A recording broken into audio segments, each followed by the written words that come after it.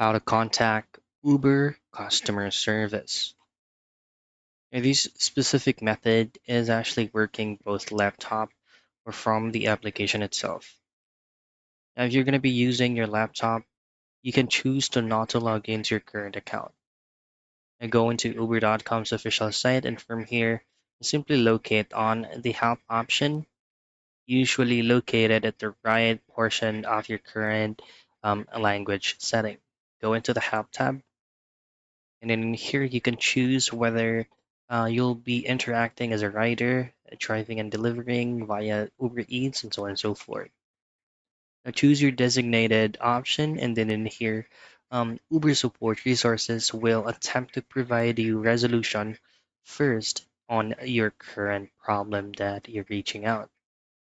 But if it does not help, what you can do to go ahead and coordinate with one of their support is just to input the whole necessary requirements that you needed for them to be able to check your account first.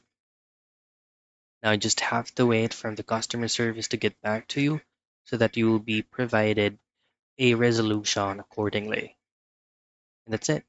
That's how you contact Uber customer service.